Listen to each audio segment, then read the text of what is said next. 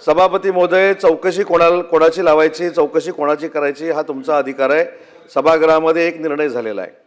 दुसरी महत्त्वाची गोष्ट अशी आहे की सन्माननीय मंत्री शंभूराज देसाई साहेबांनी आणि सन्माननीय मंत्री मकरंद अबांनी कुठेही भारतीय जनता पार्टीचा नाव हे सभागृहामध्ये घेतलेलं नाही।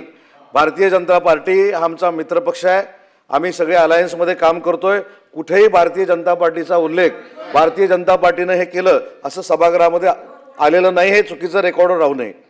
सन्माननीय मंत्री महोदयांनी एवढंच सांगितलं, पोलिसांच्या बद्दल सांगितलं। सभापती महोदय एक सेकंड फक्त सांगतो, चौकशी कोणाच्या मार्फत करायची निर्णय झालेला आहे, त्याची अंमलबजावणी सरकार करेल, परंतु चुकीचं रेकॉर्डवर राहू नये।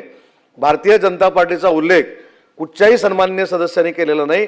आणि दुसरा ह्याच्यातला महत्त्वाचा मुद्दा असा आहे, जर आम्ही भारतरत्न डॉक्टर बाबासाहेब आंबेडकरांची घटना पाळतो किंवा सांभाळतो किंवा त्याची अंमलबजावणी करतो, तर त्याच्यातला अजून एक महत्त्वाचा मुद्दा आहे की 2 सदस्यांना जे निवडणुकीपासून मतदानापासून वंचित ठेवलं त्याचं काय, आणि त्याचा निर्णय झालेला आहे। आणि म्हणून भारतीय जनता पार्टीचा कुठचाही उल्लेख या सभागृहामध्ये झालेला नाही, हे मला आवर्जून या ठिकाणी सांगायचं आहे।